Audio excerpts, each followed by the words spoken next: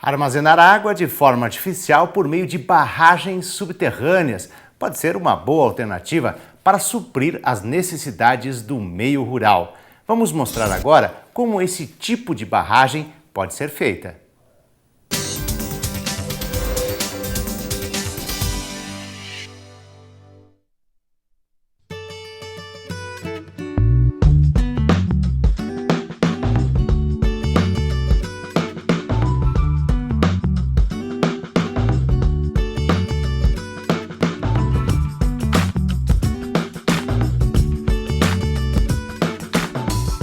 A tecnologia da barragem subterrânea é uma tecnologia extremamente satisfatória para o produtor, porque é a partir dessa tecnologia que ele tem em suas mãos condições de realizar sonhos, dele implantar na sua propriedade atividades que muitas vezes nem era possível, né?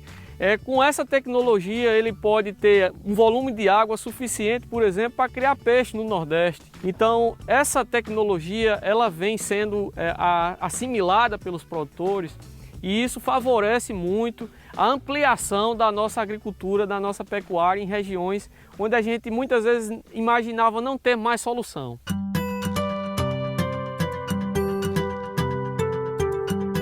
A barragem subterrânea é uma tecnologia que surgiu há muito tempo. Ela já havia sido descrita na história pelos incas e pelos maias. Eles apenas cavavam valas, colocavam um material com liga, um barro com liga e transformava essa vala num imenso tijolo, evitando o trânsito da água no interior do solo.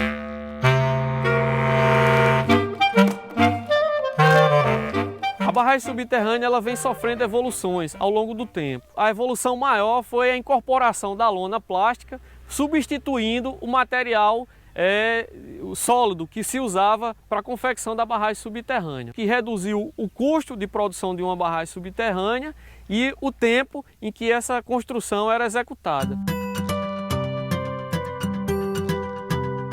Você tem que observar que embaixo da terra, onde a gente anda normalmente, existe água corrente. Então essa água ela vai de um sentido a outro. E o barramento subterrâneo é justamente cortar esse sentido, ela evitar que a água passe de um local para o outro através de uma vala com uma lona enterrada no interior dessa vala.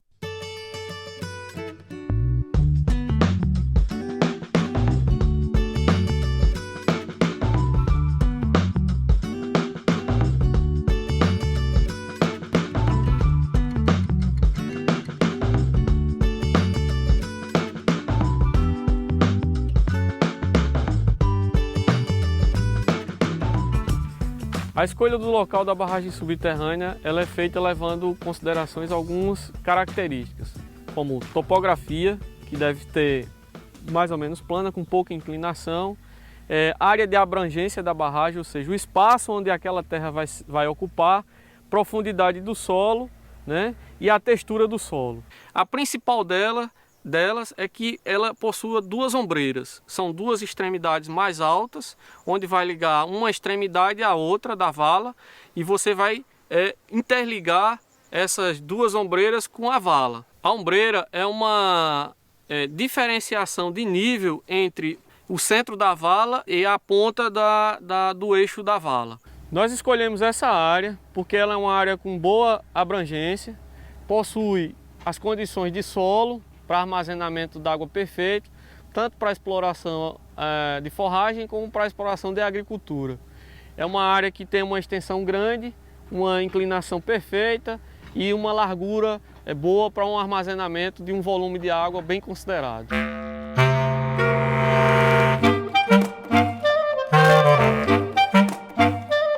Bem, após o passo da escolha da área, a gente entra no segundo passo, que é a limpeza do terreno. É o que a máquina está fazendo nesse instante. Nós estamos separando o local onde vai ser a escavação e tirando todo o material que possa vir a danificar a lona durante o processo de colocação da lona dentro da vala.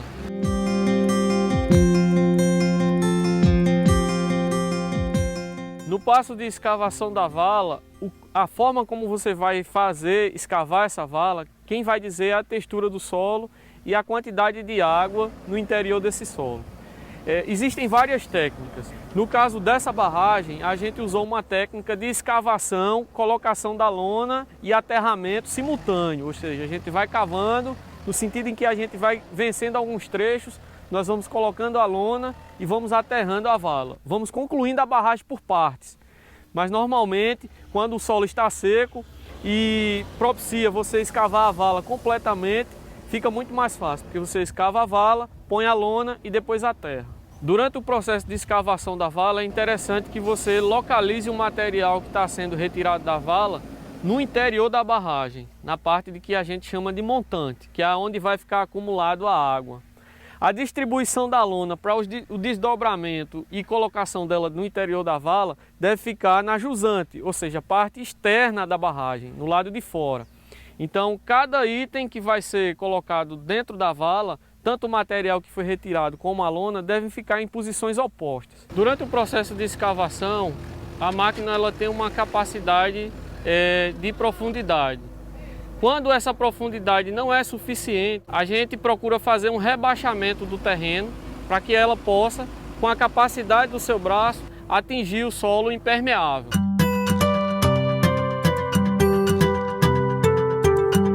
Após a escavação da vala, a gente vai fazer a colocação da lona. A colocação da lona é tecnicamente muito simples. Ela vai no lado oposto à barragem, então ela desce apenas de um lado da parede, forrando meio comprimento da vala e toda a parede oposta à barragem, deixando sempre uma sobra sobre o solo, no lado contrário da barragem, de 1 metro. A lona que é utilizada no barramento subterrâneo é uma lona comercial. Ela possui uma espessura específica de 200 micras. Ela vai resistir tanto à abrasão do solo, ao contato do solo na hora de ser devolvido à vala, como também à temperatura.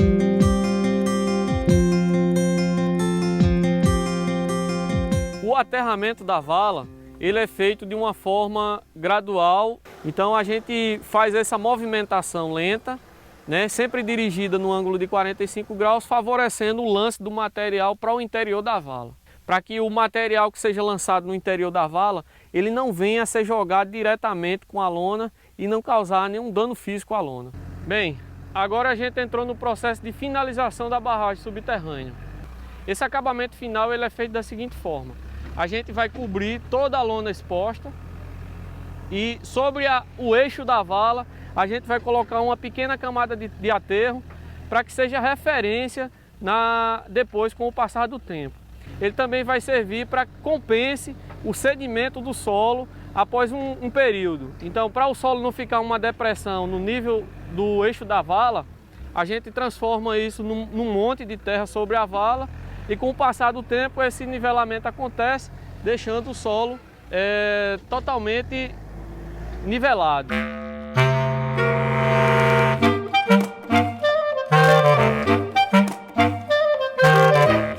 O passo de construção do sangradouro é um dos passos de finalização da barragem. O sangradouro ele funciona como uma espécie de filtro, deixando passar a água e os sais minerais que vão salinizar o solo, e retendo o solo no interior da barragem, evitando a erosão. O sangradouro ele deve ser localizado na parte de leito corrente, ou seja, quando você perceber que na chuva a água passa sobre o solo, em cima da terra, é aquele local onde você vai optar para a construção do sangradouro.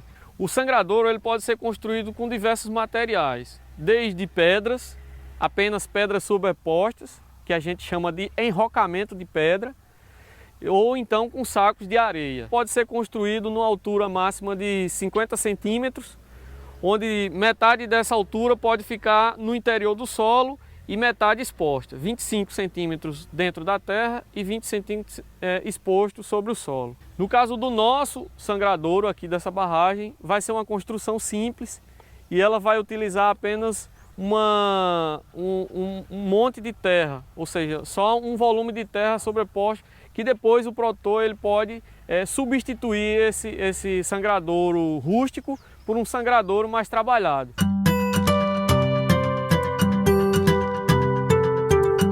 O planejamento de uso da barragem é o último passo, onde o produtor, de posse das informações do volume de água armazenada, ele pode projetar as atividades que ele vai executar com a água de dentro da barragem. Uma barragem subterrânea, ela pode armazenar um volume muito grande de água. O que vai dizer esse armazenamento é a textura do solo e a área onde essa barragem está localizada, o tamanho dessa área. Para a gente pegar uma referência, a gente sabe que um solo arenoso, ele retém em torno de 50% do seu volume em água. E um solo argiloso, ele retém 30% do seu volume em água. Então, se a gente pegar uma área com 1 hectare, com 10 mil metros quadrados, a uma profundidade de 2 metros, nós vamos ter 20 mil metros cúbicos. Se pegarmos um solo arenoso, teremos aí um volume de água armazenada de 10 mil metros cúbicos numa área de 1 hectare. Se pegarmos a água armazenada de 10 mil metros cúbicos e dividirmos por cisterna de 50 metros cúbicos, teremos aí um volume de 200 cisternas de água no interior dessa barragem. Para esse planejamento, é importante que o produtor ele busque assessoria técnica para que ele seja orientado nesse planejamento de uso de água, sabendo-se da necessidade e do volume disponível. Essas informações vão levar ele a ter um domínio da forma como ele vai atuar durante o período de estiagem, para que ele possa sobreviver em condições produtivas de um inverno a outro com uma estiagem no intervalo. O uso da água da barragem subterrânea está dividido em duas formas de uso. A forma de uso direta e a forma de uso indireta. A direta é por meio de acesso à água que está dentro do Poço Amazonas, que você pode retirar ela por meio de bombeamento para uso dentro da barragem e fora da barragem, seja para abastecimento humano, animal ou irrigação. E o uso indireto é você cultivar dentro da barragem, para que as plantas acessem o solo que está encharcado com aquela água e possam se desenvolver sem custo com irrigação.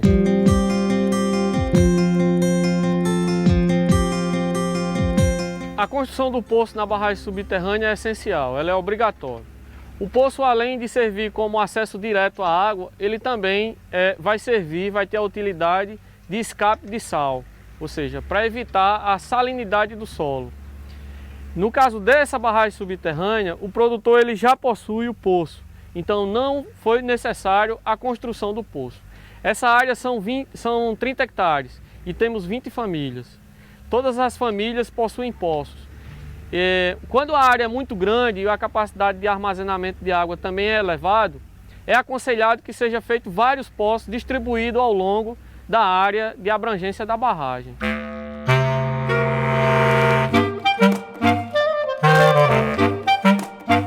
O custo de uma barragem subterrânea gira em torno de R$ 30 o metro linear, já incluído aí a escavação, a colocação da lona e todo o processo de construção, como mão de obra e aterramento. Para a gente ter uma ideia, uma barragem de 50 metros custaria em torno de R$ 1.500.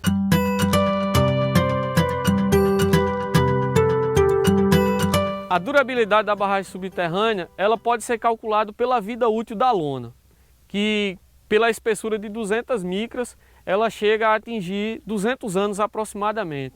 A manutenção da barragem é superficial. O produtor ele deve usar técnicas agrícolas que retenham o solo e que mantenham a durabilidade da barragem subterrânea. Essas técnicas são curva de nível, o uso de plantio sem queimadas, evitando que agentes surradas possam trazer esse material para o interior da barragem subterrânea.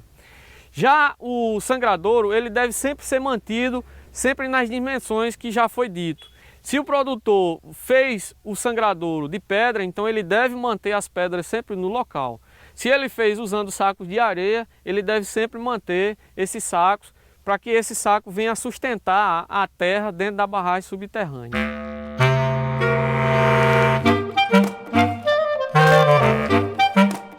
Dentro do processo de construção de barragem, a segurança ela tem que ser fundamental, ela não pode deixar de existir. Então a gente precisa que as pessoas que estejam envolvidas diretamente com a construção da barragem, elas estejam equipadas com equipamentos de proteção individual, os EPIs, para que não haja acidente de nenhuma forma. Se o operador está na máquina, ele deve estar equipado com equipamento de segurança, e quem vai entrar na vala, que vai pôr a lona lá embaixo na vala, ele também tem que estar com equipamento de segurança, para que não haja nenhum dano físico. Então ele deve ter capacete para evitar a queda de pedra na sua cabeça, óculos para evitar a questão de dano físico aos olhos, devido à poeira ou algum grão de areia que venha a cair durante a colocação, já que ele tem que entrar na vala para fixar essa lona.